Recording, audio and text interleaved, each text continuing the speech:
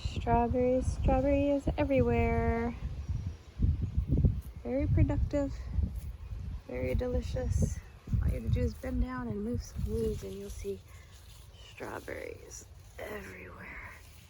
So many strawberries.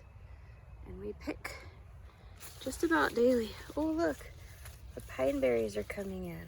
They're a little bit later than the other ones. I love them. Oh, this one needs just a little bit longer. These don't ever get fully red.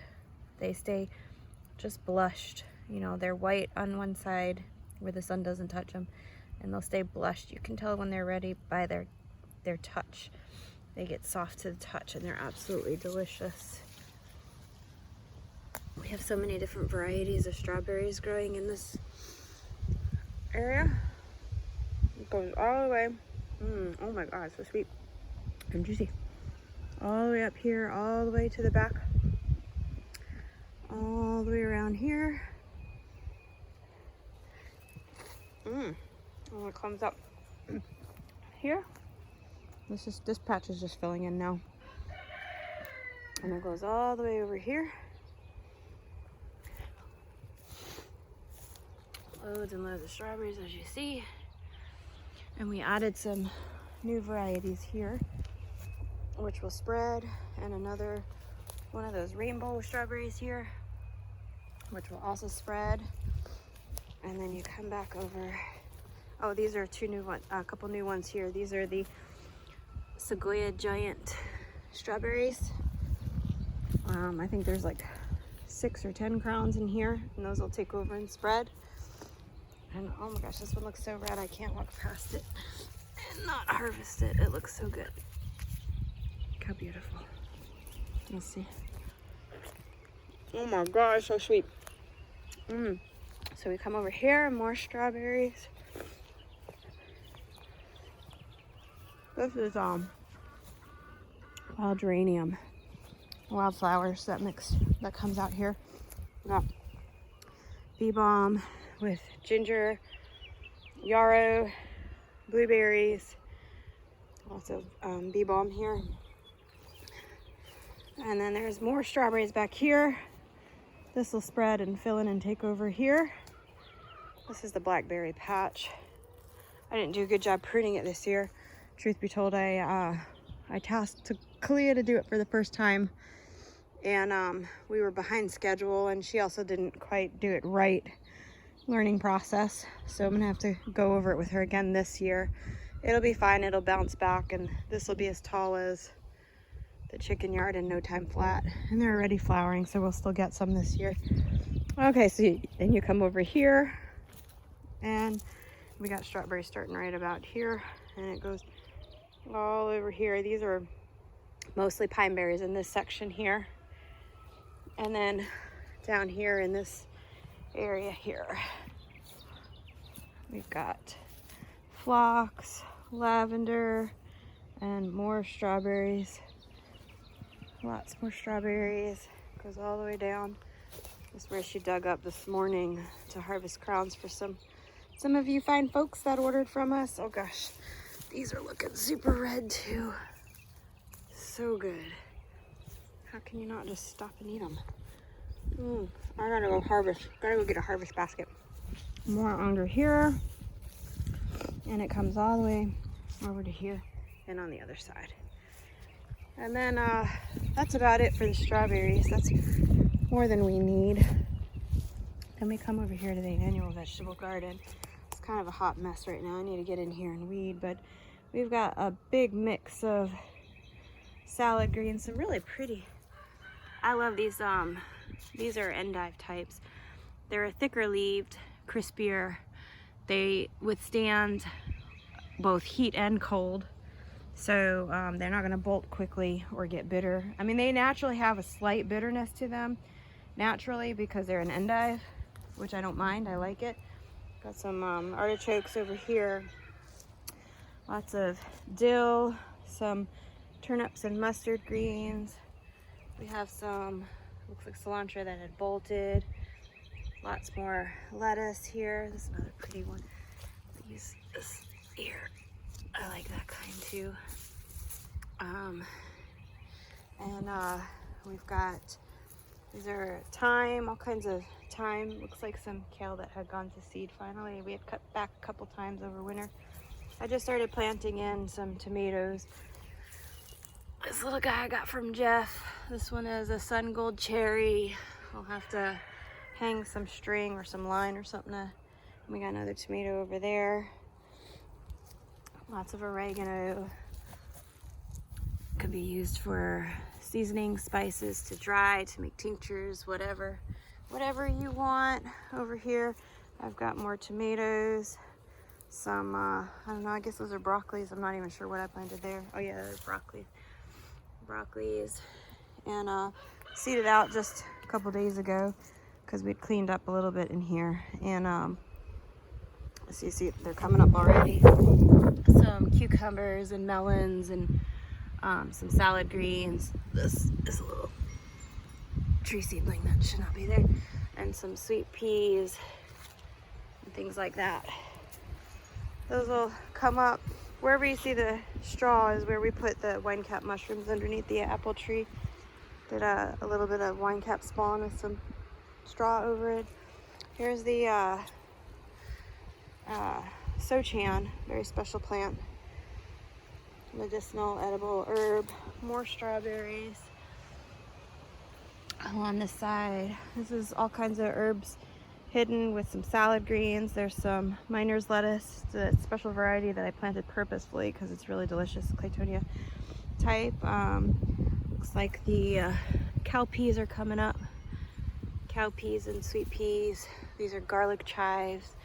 There's sage mixed in there. A lot of this wild geranium coming up this year, and I'm leaving it because it's there for a reason. Obviously there's something in the soil that it's trying to correct or likes. Lots of oregano. Over here we've got some tomatoes, and oh, I love this lettuce too. So pretty and very tasty. This is salad Burnett, one of my favorites. This one's going to seed right now, which is totally fine. As soon as it seeds out, I'll collect the seeds, I'll cut it down at the base, and it'll regrow again. It's a perennial, and when it comes back fresh, it'll taste just as good as new, not bitter at all. It's only bitter when it's in the seeding stage, but every time you cut it back down, it'll come back fresh again. In with the strawberries here, I seeded out some sunflowers that are coming up, and some cucumbers and stuff to climb up this wall. Here's lots of salad greens, delicious salad greens, and some tatsoi, some phlox. Did lots of phlox and lavender, and more wild geranium. And then these are stuff I put out purposefully to go to seed. Look at these. You can eat the seed pods on the radish. I actually like them better than the radish itself. And I love the colors of the flowers, and so do the bees. So I let most of our radish this year go to seed, and I'll just cut them at the base and leave the radish in ground to just rot and turn into organic matter, building the soil up a little bit more. And I'll get to enjoy the pods to eat and to seed save. And then mixed in here, you know, if you want to kind of like dig through all this, there's some edible lettuce that it's coming up. It's absolutely delicious. Some onions that are in here, and see, here's one of our onions, and they're all throughout here. There's Turkish rocket. There's let me see where my rocket is. It's so pretty. Here it is. Oh gosh, there's lots of bees over here.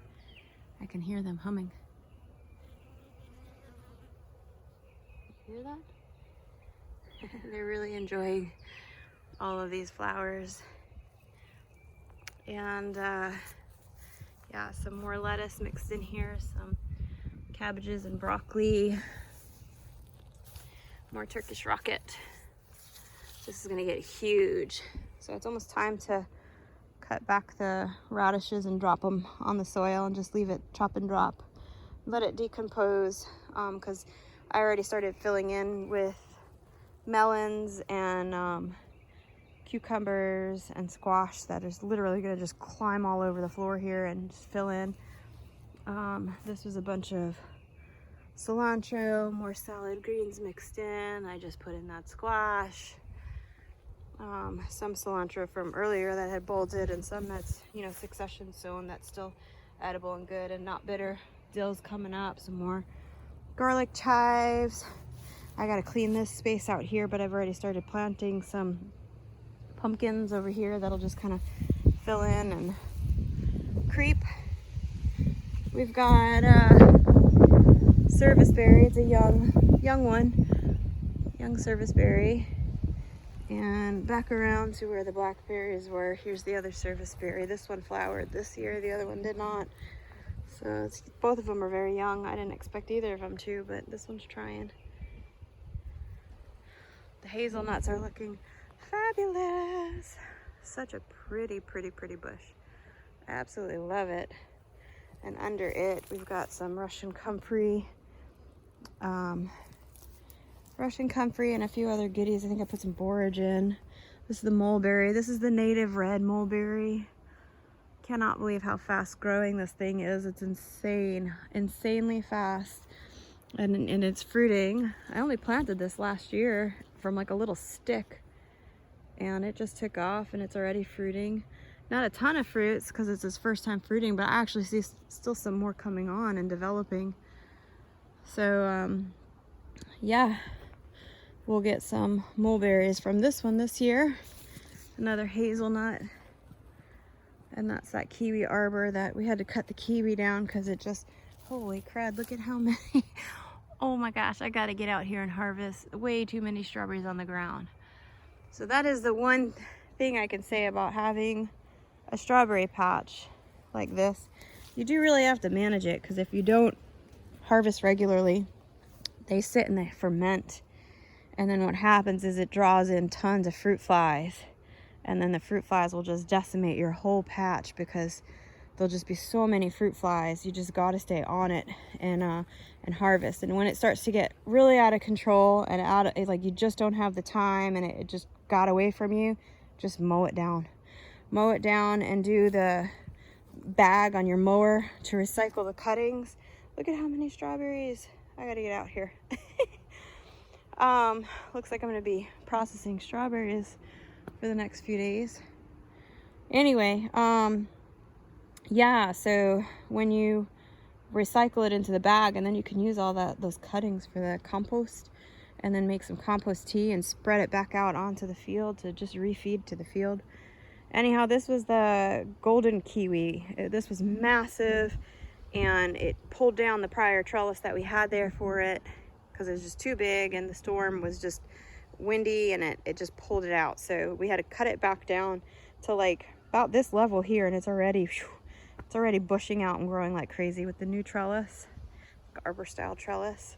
So that's going to fill in beautifully before long. And yeah, and people ask me, how do you walk in the field without crushing the strawberries? You'll see some like spots like this, and you just got to be extra careful. You know, it just takes a little bit of balancing act and time. You can see where we normally step. So, because, you know, the strawberries kind of won't grow in those areas very much because it's a little bit more compacted than other spots. Plus, we're constantly stepping on them. So it's just kind of like, you know, step and reach. So you just squat down and reach as far as you can in this little section, and then step over there, squat and reach as far as you can, and so on and so forth. So it's kind of like a little balancing act. But man, an incredible amount of strawberries year after year after year.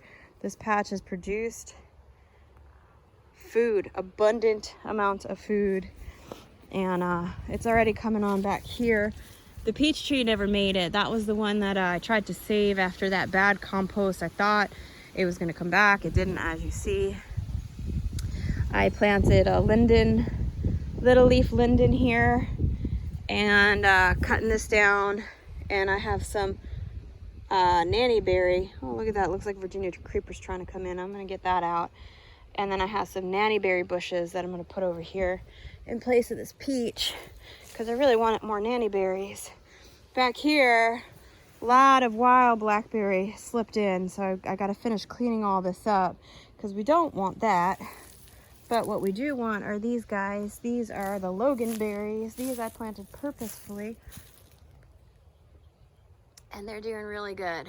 So this is the back area that I just never really edged or finished, partly because we grow a lot of sweet potatoes and pumpkins and squash back here.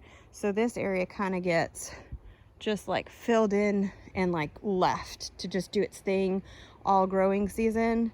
We have a Manchurian apricot tree that doesn't mind it. I just put in these baby American persimmons. There's one here. This one hasn't quite woken up yet, but it's still alive. Actually, I see little buds coming on. So yeah, just a little bit behind schedule, but it's still alive. So I'll have those two American persimmons, our banana grove, and then this is the pawpaw grove. It started out with just 2 trees, and now I know you can't tell because they're still very young, but we're at least like 20 or 30 trees deep now. As you can see, these are all little pups. This is 1, 2, 3, 4. So it got quite crowded. So I'm gonna eventually choose the strongest, let the strongest survive, and thin it out just a bit because it's quite a bit crowded. You've got a bunch coming up over here, little ones over here, and they're all coming up all through around there up to this other tree here, and that's a pawpaw too. So we have all of these as pawpaw trees. We got oregano, ground cover. I have that throughout the whole property, backyard food forest area. And yeah, you can just step through it. It's, you know, I kind of step lightly and whatever, it recovers. It's fine. All of this is American skullcap mixed in with wild geranium. The geranium's gonna die back. The skullcap will take over. And this whole section, all back here, is gonna be filled with American skullcap, which is a medicinal herb that we use for teas and tinctures, and we sell it as dry herb leaves. And back here, this is my little wild seed bank.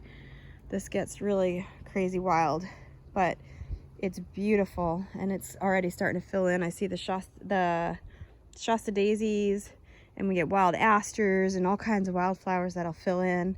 But I'm mowing this down and kind of doing it a little bit more intentionally planted this year. So starting from right about there, I started putting the St. John's wort and the heel all ground cover and some witch hazel and some other intentionally planted goodies. This is a pomegranate. It came back a little early this year, got bit by some frost, and then it died back, and so now some of the old canes are coming back, but the rest is coming back from the ground. That one's a Palm Wonder variety. I just planted this little guy here. This is another fig that I'm probably going to be taking out and replacing with a different variety. I brought this one with me from Texas, from a little stick, and each year it just does not do well with our frosts here. So I don't even know what variety it was. I just had it planted at our other food forest at our homestead in Texas, and it just does not tolerate the weather here well. So I'm just going to cut it down altogether, dig it out, and put a different variety here. So you see it like finally coming back from the old canes despite the frost, but most of it's coming back up from the base, mixed in with a bunch of wild weeds here. But I planted this new Concord. It's kind of a hybrid cross between the wild Concord and cultivated varieties. Look at how many bees are in this strawberry patch. They are loving all of these strawberry flowers. Between the phlox and the radish and these strawberry flowers, they are well fed. And then we have a bunch of pollinator plants all through. Oh, look at this. I'm so sorry, baby. I scared her. I almost stepped on her. There you are. So yeah, they're all, oh gosh, I see some pine berries are one of my favorites. They just have a different flavor, and I see some that are ready that I cannot pass up. I see 2. Hopefully I don't get stung. There's a lot of bees over here on this spot. Okay, I got it. Oh, they're so good. Let's see. We just had rain, so I don't know how tasty they're gonna be. They might be waterlogged. Oh my God, no, so good. So good, not waterlogged at all. I'm gonna have the second one. Oh, that's so delicious. So our beehives are right on the other side of this fence here. So they're close by. And then I put in some, oh my gosh, look at all these pine berries. Oh, that's a nice big one too. My favorite. And you see some spotting going on in the leaves. We've just had so much rain going on. And when you're densely planted like this, you really got to take care to make sure the biology is on point. It's not a big deal. All I do is just make some compost tea and mix in some EMs and spray it, and it'll take care of it. And these will be good as new, looking perfect and beautiful again. I got some, I don't know what I planted there. Maybe it's a squash or a cucumber. Oh my gosh, look at, oh, so many. Even back here, strawberries. Well, anyway, so yeah, I just wanted to show people the strawberry patch. And we have more that we started in another area. Oh yeah, I got some in the up by the pond too now. And I'm hoping that either this year we can either get our cottage kitchen license so I can process jellies and sell them. If not, I'm gonna have to see about renting space at a commercial kitchen to make some jellies, because I make some really good strawberry jams and things like that. I have one that I make that's a strawberry lemonade, and it's Meyer lemon, brown sugar, strawberries. It's just so good, so good. And yeah, so anyway, this is my new edge row here that I just planted out this season, this last winter. And it's a bunch of blueberry bushes. This is another native mulberry bush, so this will get big. And then there's blueberry bushes here, and the raspberries creeping in on its own. Some hostas, and I put in some cut flower bulbs that are just now coming up. I don't even know what I put in here, but they're coming up now. And I think they were, I forgot, to be honest. I'm not even gonna just sit here and make it up. Looks like, did I put a red bud here? It looks like a red bud. I might have. Something I would do. And I put in some service berries, and then there's some golden leaf lemon balm here, and some echinaceas, and this is like another little walkway to enter in. We've got some more echinacea and some golden leaf lemon balm, some heal all herb, and these are those red dragon, and yeah, more blueberries. This one is a little bit older. These two were planted a little bit before those guys. So yeah, it's filling in. This is the backyard portion of the food forest. We got the elderberries over here that are really sending out loads of pups this year. So that's gonna fill in and take over. There's lots more heal all herb and strawberries mixed in under there. And then this section's gonna get wicked crazy filled in with we have passion fruit that will kind of wind up over that, and just this little old hammock frame there, it'll kind of cover that and make like a little entryway, and it'll look really pretty next to the pond. I just noticed here our elderberries are flowering already, so that's more blooms for the bees. It smells incredible over here. And the swamp sunflowers are looking fabulous. Those are going to be blooming out really soon. The magnolia tree right there is so full of blooms. Oh, I'm so sorry. I just scared off the bird. This is also flowering, though it's not active today because they seem to prefer between the clover. Oh God, lots of clover everywhere too. I'm trying to let it spread. All these wildflowers in the clover. I'd much rather that than grass. And so these are all wild geraniums that I'm walking through right now. And then you come over here to the, oh, it looks like the girls were out here making snow angels in the clover patch. Well, that's a little disappointing. Kind of crushed down the clover patch. But yeah, so that was a big, beautiful, lush clover patch. Yeah, anyway, that'll seed out and spread. So that's that. just wanted to share.